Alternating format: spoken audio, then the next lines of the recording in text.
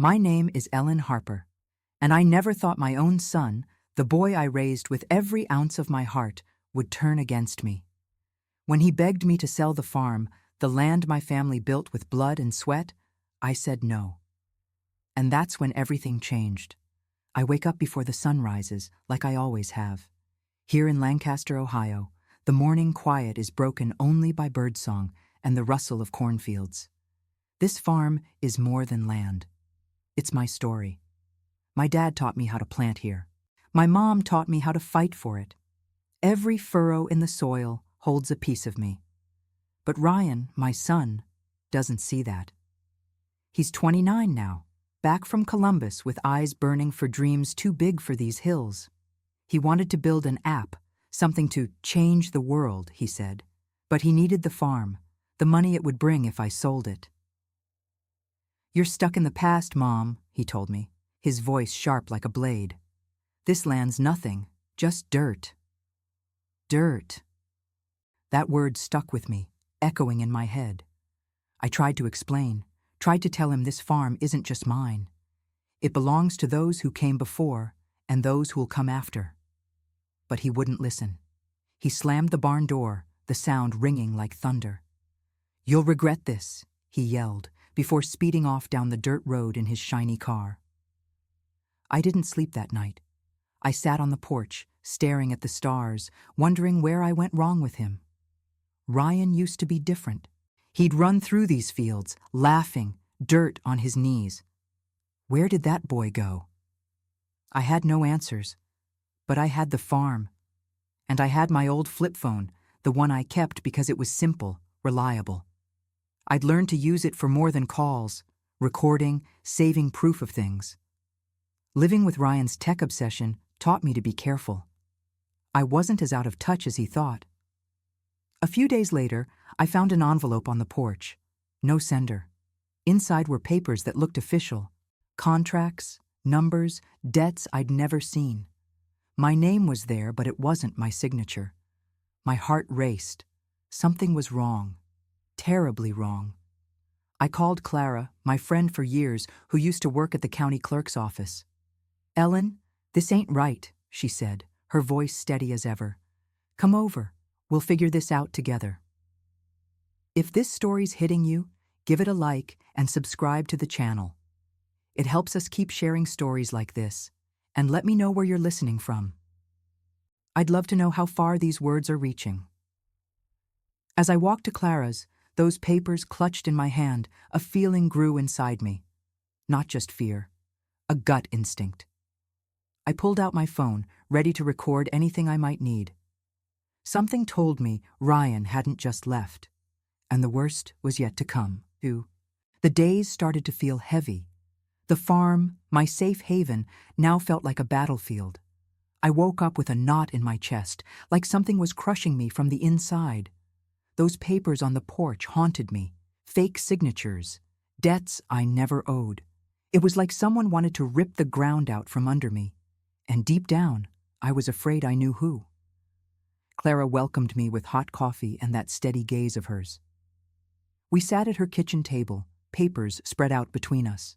"Ellen, this is bad," she said, adjusting her glasses. "These documents say you owe thousands to a small credit union. But I know you'd never sign for this." A chill ran down my spine.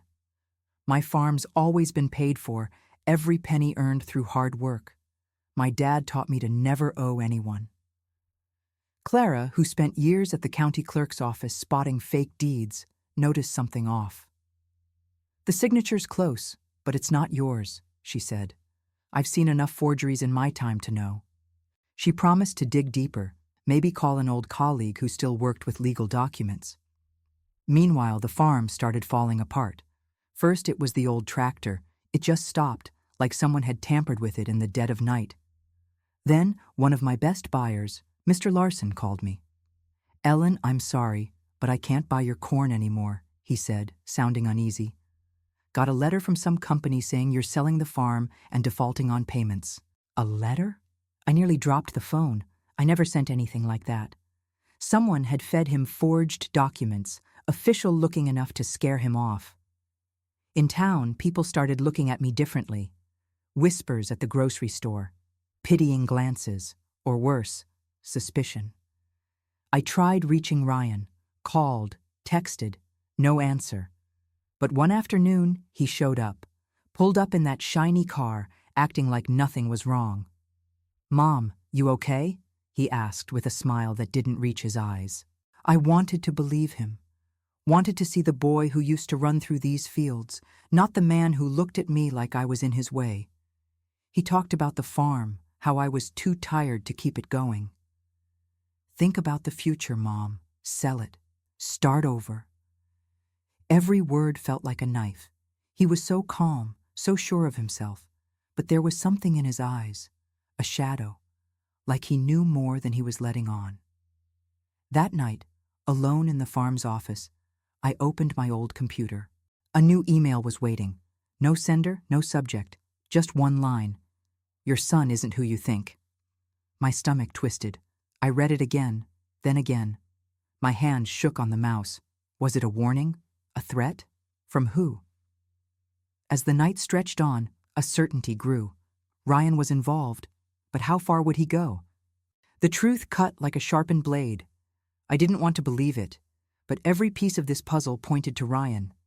My son. The boy I held in my arms, taught to walk in these fields. How could he do this? How could he become a stranger? Clara worked tirelessly. In her living room, papers scattered, her old laptop humming. She confirmed the forgery with her old colleague from the clerk's office. "Ellen, it's not just the signature," she said. "These debts were filed through a shady credit union. Someone with access pushed this through." My heart sank. I knew who had access to my financial records. Ryan used to help with the farm's books before he left for the city. He knew everything. The farm was bleeding out. More buyers backed out, citing letters from a collection agency I'd never heard of. Another machine broke. In town, the rumors spread like wildfire. "Ellen's broke." I heard a woman whisper at the feed store. "She's selling everything." I wanted to scream that it was a lie, but who'd believe me? Even the credit union called. A woman sounding rehearsed said the farm was one step from foreclosure. "You've got big debts, Mrs. Harper." I slammed the phone down, my chest tight. How could there be debts I never made? Then I saw Ryan again. Not at the farm, but in town. At the community center, talking to a group of men in suits. Investors, by the look of them. He was all charm, pointing to a map on the table. I slipped closer, hidden by the crowd, and then I heard it. "My mom's tired," he said. "Her farm's perfect for our project, modernizing agriculture, bringing tech to the heartland." He was talking about my land like it was already his, like I was just in the way. My blood boiled, but I stayed quiet. I needed to know more. That night, another anonymous email arrived. "He's working with a lawyer to file for guardianship. Claims you're unfit. Be careful." My body went cold. Guardianship? My own son? I sat there staring at the screen. It was insane. But it made sense. If he got me declared unfit, the farm was his. I started moving, grabbed my flip phone and recorded a message to myself just in case. "If anything happens to me, look at Ryan." My voice shook. Then I hid important papers in my dad's old safe. Clara helped me copy emails, trace accounts. We were building a wall of evidence. But time was running out. I knew Ryan was planning something bigger. And as I stared at the cornfields under the moonlight, a void opened inside me. It wasn't just the farm he wanted to take. It was my sanity, my life. And I couldn't let that happen. I was done being pushed around. Done watching my farm crumble while Ryan played his dirty game. It was time to fight. Not with shouts or tears, but with the strength I'd learned from this land. Every seed I planted, every storm I weathered, taught me to be tougher than fear. And now I had to be smarter than my own son. I wasn't just protecting my farm, I was protecting myself. Clara was my rock. We spent nights at her place, cold coffee and papers everywhere. She traced the emails, the forged documents, and found something that changed everything. "Ellen, look at this," she said, pointing to a contract on her laptop. A tech company's name stood out, the same one Ryan pitched in town. And there, buried in fine print, was his name. Ryan Harper, silent partner.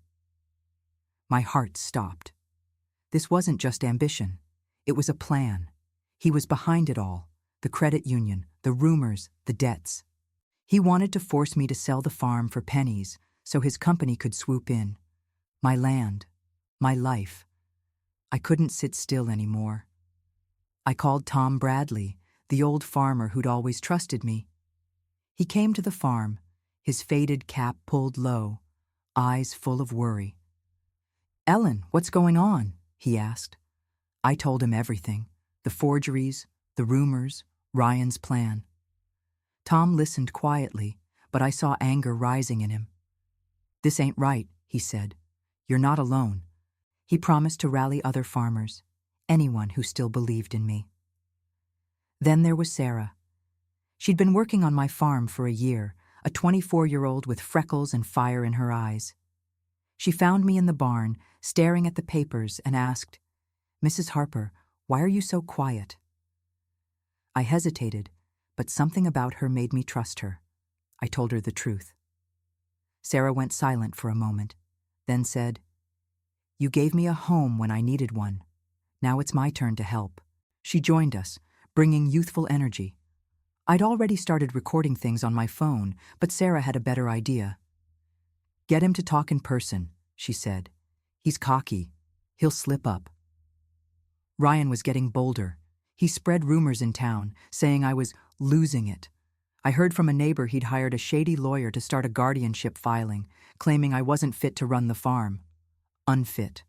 The word hit like a punch. My own son wanted to lock me away, take everything. But he didn't know I was ready. Clara's colleague helped us pull a deleted email from Ryan's account, one he thought was gone. It was him talking to an investor, bragging about clearing the way for the sale. I recorded it on my phone, every piece of evidence, every word. Then I heard about the meeting. Ryan had invited the buyers to the farm to seal the deal. He thought I was beaten, that I'd give in. But I had a plan. I pretended to go along, told him I was considering the offer. Clara, Tom, and Sarah were with me. As I prepared, I looked out at the cornfields. The wind stirred the stalks, like the land was telling me not to quit. I wasn't going to let Ryan win. But as I tucked the evidence in my pocket, a doubt gripped me. Was I ready to face my own son? I never thought I'd have to stand up to my own son, the boy I held close, whose tears I wiped when he fell in the fields. But there, in the Lancaster Community Center, he wasn't my Ryan anymore. He was a man who chose greed over family, and I had to protect what was mine. The room was packed. Men in suits, investors with hungry eyes, and townsfolk, some curious, some still doubting me. Ryan stood at the front, confident, pointing to glossy charts on a projector. He talked about my farm like it was already his. "A revolutionary project," he said. "Tech for the future." Every word burned. I walked in quietly, Clara by my side, Tom and Sarah behind me. Ryan saw me and faltered, but only for a second. He thought I was there to give up. I waited. Let him talk. Let him think he'd won. When he finished, with that smug smile, I raised my hand. "Can I speak?" My voice was steady, but my heart was pounding. Every eye turned to me. I pulled a flash drive from my pocket. "I want to show you something," I said. Clara hooked my laptop to the projector, and there it was. The evidence. Emails, recovered by Clara's friend. A recording from my phone, taken when Sarah got Ryan to talk at the farm, admitting he'd forged documents to force the sale. His voice, clear as day, bragging about clearing the way. The room went silent. A heavy, suffocating silence. Ryan tried to talk. "That's not true. She's confused." But I didn't let him. I showed the next file, an email to his lawyer laying out plans to file for guardianship, claiming I was unfit. Whispers started. Some townsfolk looked shocked, others ashamed for believing the rumors. Not everyone was convinced right away. A few shook their heads, still skeptical, but the investors' faces hardened. I stepped forward, tears in my eyes, but my voice strong. This farm isn't just land. It's my life. It's what my dad planted, what my mom fought for. It's where I raised my son. I looked at Ryan. You tried to take that from me. You tried to take who I am. He stood there pale, stammering. I just wanted a better future, he said, but his voice cracked. No one believed him anymore. The investors walked out, scrapping the deal. A few townsfolk called the sheriff. I watched Ryan being led away, handcuffed, staring at me. There was anger in his eyes, but something else too. Regret, maybe. I'd never know. As I left, some folks approached me, apologizing. Others hung back, embarrassed. Tom gripped my hand, his eyes shining. Sarah hugged me, promising to stay by the farm. Clara just smiled, like she knew we'd win. But as I drove home, the weight didn't lift. I saved the farm, but I lost my son, and no amount of evidence could heal that wound. The farm was safe, but the scars remained. I looked at the cornfields every morning, and they still whispered my story, my strength. But they also reminded me of Ryan, of what was lost. I didn't want to just survive. I wanted to build something new, something that honored the past and looked to the future. With Clara's help, we turned the farm into a hub for sustainable agriculture. Young farmers from all over Ohio came to learn, to plant, to grow. Sarah was there every day, her energy lighting up the fields. She'd become like a daughter, filling a void I didn't want to name. Tom rallied the community, and folks who'd turned their backs on me showed up to help. They brought tools, seeds, apologies. I forgave them. Holding grudges wouldn't bring back what I'd lost. Ryan was gone. I heard he was living in Columbus, facing charges for what he did. I didn't want revenge. I just wanted closure. So I sat down one night and wrote him a letter. I told him I forgave him, but the trust was gone. You made your choice, I wrote, and I made mine. I mailed it, not expecting a reply. It wasn't about him anymore. It was about me letting go. One evening, I stood on the porch, watching the sun dip below the hills. I held an old photo of Ryan as a boy, smiling in the fields. My heart ached, but I smiled too. This land was my home, my strength. And now, it was a beacon for others. This is enough, I whispered to myself. The fields glowed golden in the fading light, alive with new faces, new hope. If this story moved you, drop a like, subscribe, and share it.